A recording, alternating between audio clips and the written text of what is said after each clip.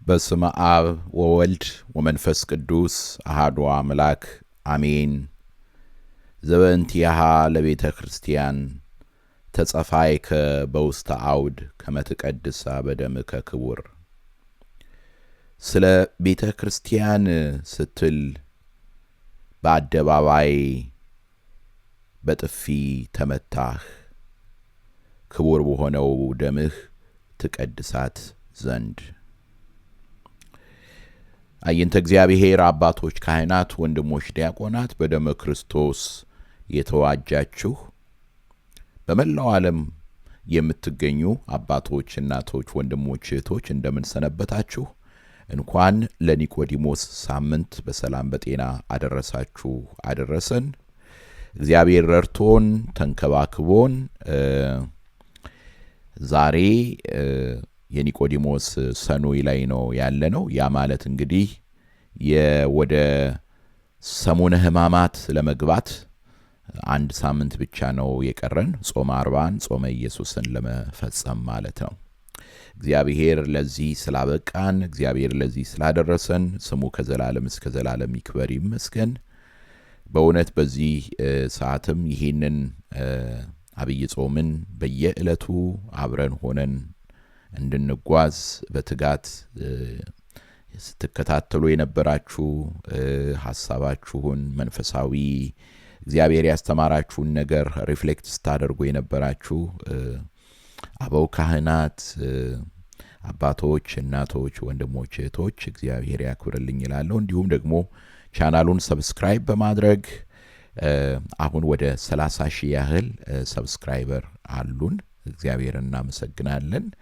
ወደዛ እየተጠጋን ነው። 30 ሺህ ስንደርስ ለየት ያለ ፕሮግራም እናዘጋጃለን። እንደዚሁም ደግሞ ሜምበር ሆናችሁ የቻናሉ ሜምበር ሆናችሁ ሰፖርት የምታደርጉ እግዚአብሔር ይስጥልን እንላለን።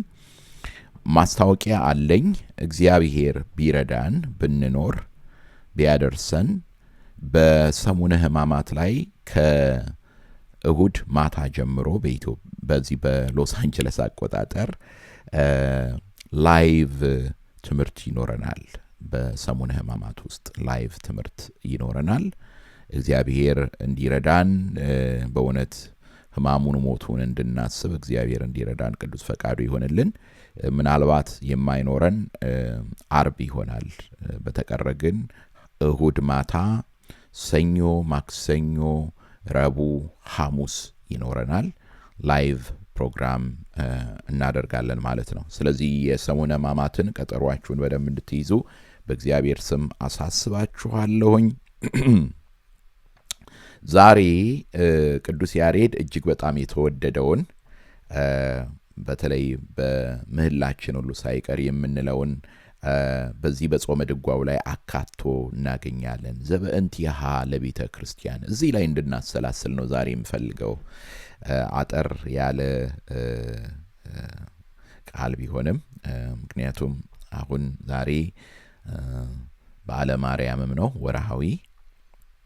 ስለዚህ ወደ ቅዳሴ መግባታችን ወደዚያ እየሄድንም ስለሆነ በዚህ ስፍራ ላይ ያለውን ቃል እናሰላስላለን። ዘበእንቲአሃ ለቤተ ክርስቲያን ቅዱስ ያሬድ ዘበእንቲአሃ ለቤተ ክርስቲያን ስለ ቤተ ክርስቲያን ስትል ሲል ስለ እኔና ስለ እናንተ ማለቱ ነው። ስለ እኔና ስለ እናንተ ጌታ ምንድን ነው ያደረገልን? የተለያዩ ነገሮችን ዘርዝሯል እዚህ ቦታ ላይ። አንደኛ ተጸፋይከ በውስተ አውድ ይለናል። በአደባባይ ላይ በጥፊ ተመታ። ፊቱን እየሸፈኑ እየመቱት ማን እንደመታህ ንገረን ይሉት ነበር። በዘንግ ይመቱት ነበር። ጌታን በጥፊ ይመቱት ነበር። ያ ብቻም አይደለም። እዚህ ቦታ ላይ አብሮት የሚናገረው ነገር አለ። በቅዱስ ደምህ ደግሞ ቀድሳታል። ከመ ትቀድሳ በደምከ ክቡር፣ በቅዱስ ደምህ ትቀድሳት ዘንድ፣ በክቡር ደምህ ትቀድሳት ዘንድ። ያ ብቻም አይደለም። እስራትን ተሸክሟል። ርኩስ ምራቅን ታግሷል። ይህ ሁሉ የሆነው ደግሞ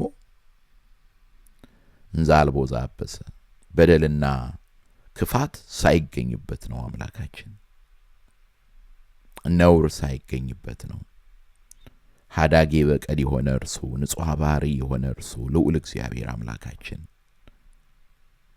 ምንም እንከን የሌለበት ከእናንተ መካከል በኃጢአት የሚከሰኝ ማን ነው ብሎ የጠየቀ ከኃጢአት በቀር ነው በነገር ሁሉ እኛን የሆነ ይህንን አምላክ ምን አደረጉት ነው የሚለው? ሰቀሉት።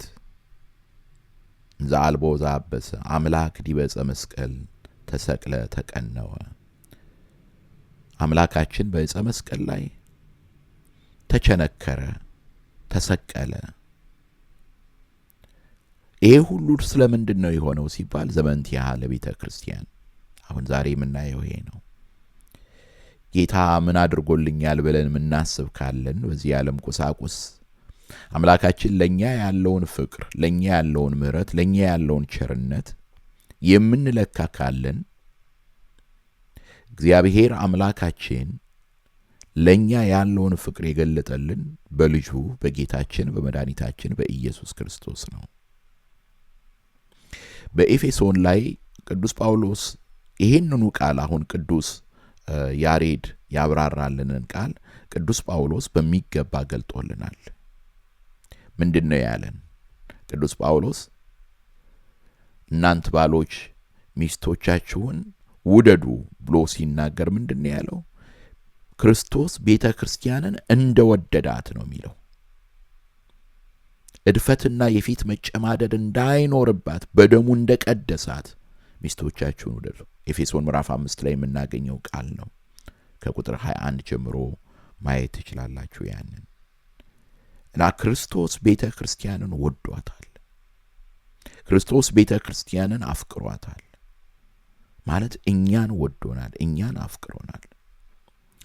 ማለት ይህ ቃል ይህ አሁን የምናሰላስለው ቃል ዘበንቲሃ ለቤተ ክርስቲያን ስለ ቤተ ክርስቲያን ስትል የሚለው ቃል ለመንፈሳዊ ሕይወታችን ያለውንም አንድምታ እዚህ ላይ አብረን ማየት አለብን። ምን ማለት ነው? ምንድነው የሚያሳየን? ምንድነው የሚያስተምረን? ምክንያቱም ጠላት ዲያብሎስ ብዙ ጊዜ በዕለት ተዕለት ሕይወታችን ላይ የሚያንሾካሹከው ነገር ቢኖር፣ የሚናገረው ነገር ቢኖር እግዚአብሔር እንደማይወደን፣ እግዚአብሔር እንደረሳን፣ እግዚአብሔር እንደዘነጋን አድርጎ ነው። እግዚአብሔር እንደማያየን አድርጎ ነው የሚናገረው። ነገር ግን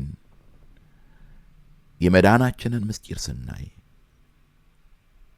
አምላካችን ለኛ ያደረገልንን ነገር ስናይ፣ እንዲያውም የኛ ችግር የሚሆነው የሚያስቸግረን ይህንን ምሕረቱን፣ ይህንን ፍቅሩን፣ ይህን ቸርነቱን በምን አይነት ቃል ነው የምገልጸው? በምን አይነት ቃል ነው የምናገረው ነው። ኦ ዘመጠነዝ ትህትና፣ ኦ ዘመጠነዝ አፍቅሮተ ሰብ እያለ ቅዱስ ዮሐንስ አፈወርቅ ቅዳሴ የሚናገረው ይሄንን ነው። እንዴት አይነት ሰው መውደድ ነው! እንዴት አይነት ትህትና ነው! ርኩስ ምራቅን የተቀበለው ዘበንቲሃ ለቤተ ክርስቲያን ስለ ቤተ ክርስቲያን ሲል ነው። በጥፊ የተመታው ዘበንቲሃ ለቤተ ክርስቲያን ስለ ቤተ ክርስቲያን ሲል ነው።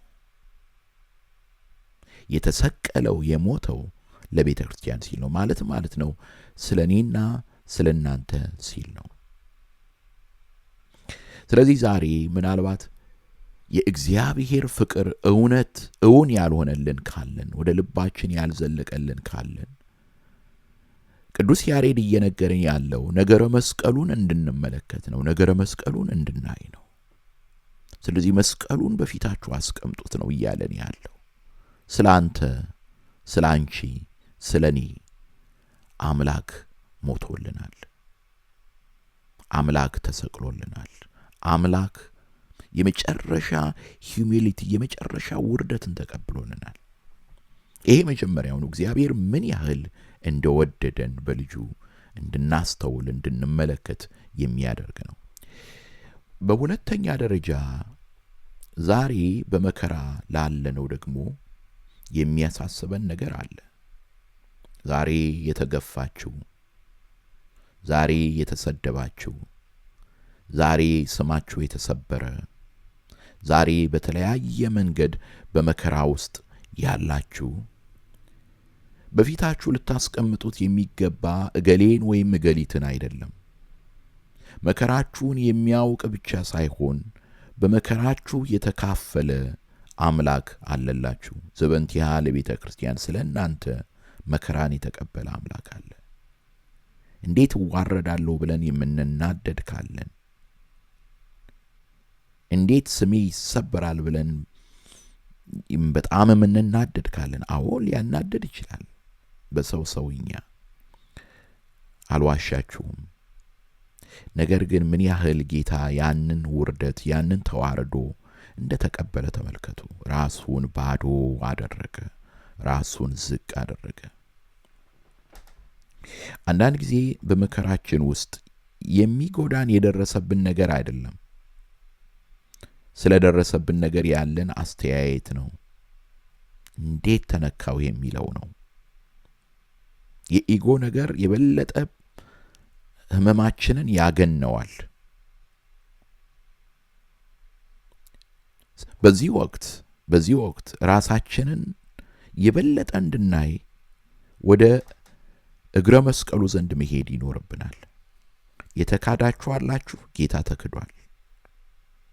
የተገፋችሁ አላችሁ፣ ምናልባት በቃላት ሊሆን ይችላል ብዙዎቻችሁ የተገፋችሁት። ጌታ እየተገፋ እየወደቀ እየተነሳ፣ ቃል በቃል ሊትራሊ እየወደቀ እየተነሳ ነው ወደ መስቀሉ የሄደው።